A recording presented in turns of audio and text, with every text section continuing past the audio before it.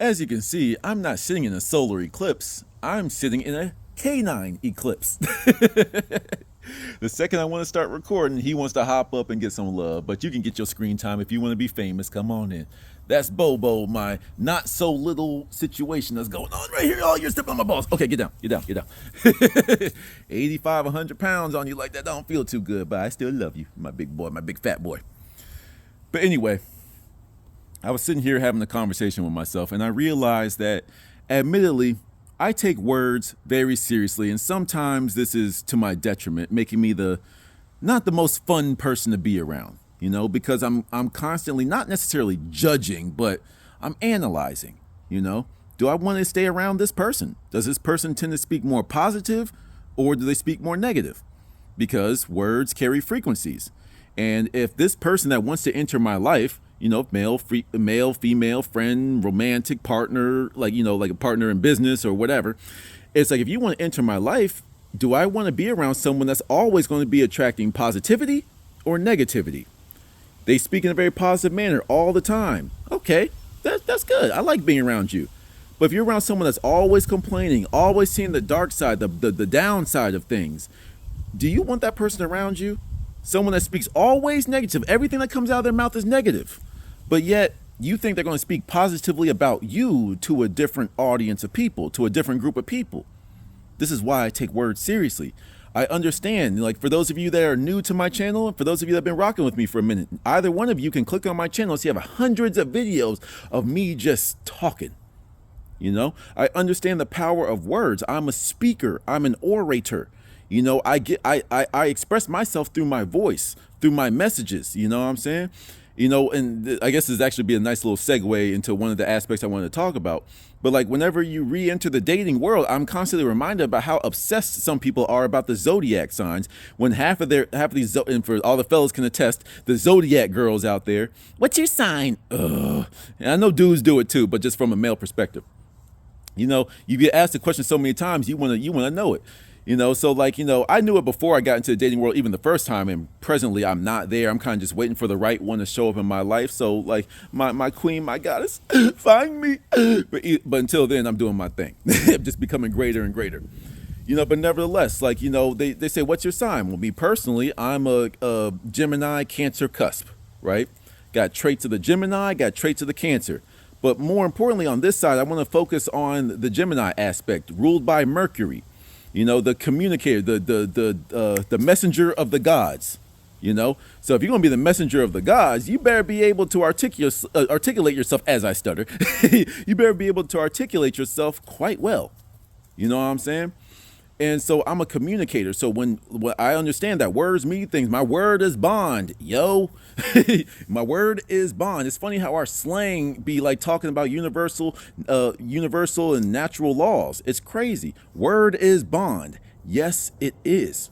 Because when you get into a relationship, right, you are becoming one. You are coming into union. You are bonding. So, and as the jets fly over, I apologize for the sound, but I'm talking through it. When you are in a relationship, you're bonding. And the things that you say to one another should be to enrich, to build one another up.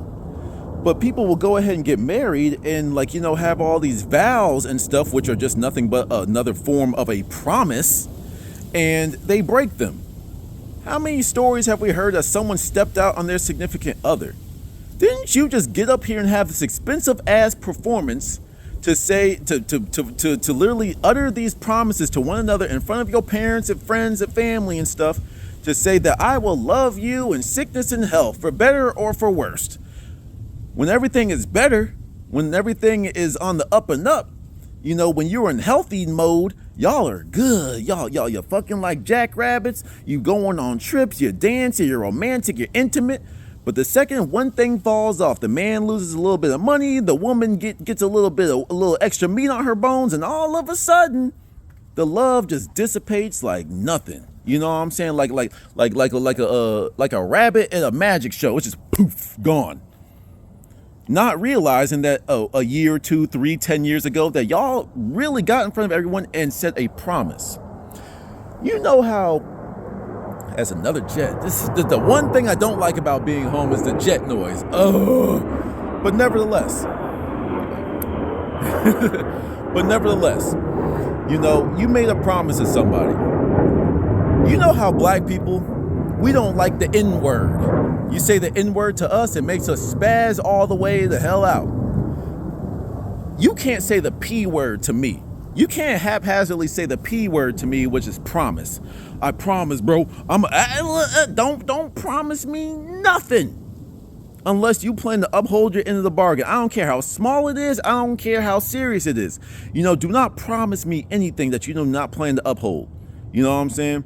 Because I take promises more seriously than anything. If there's any words I take seriously, they're promises.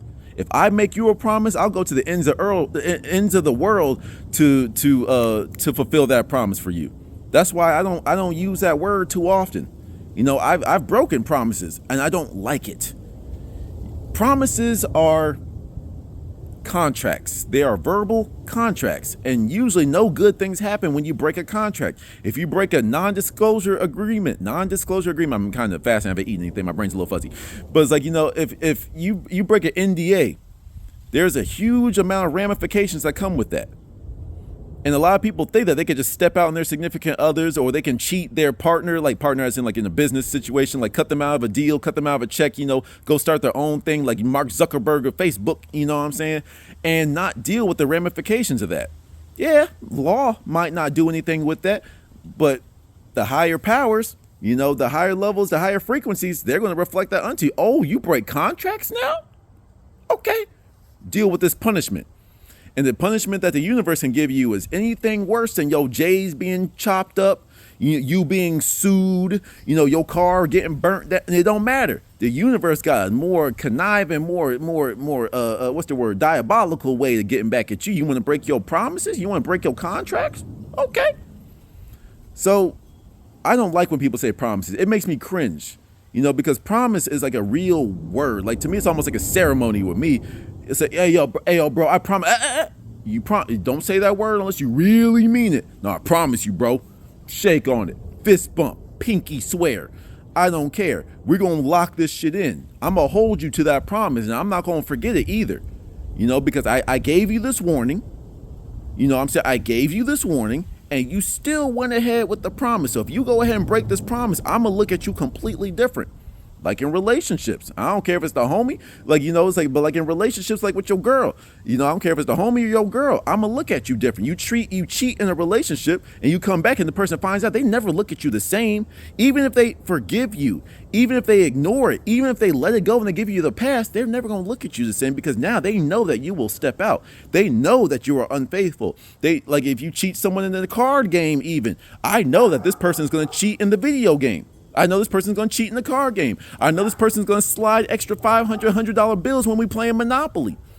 Am I going to take you seriously? Am I going to trust everything you do at face value? No. You see the power of promises? Don't break them. Till the next one.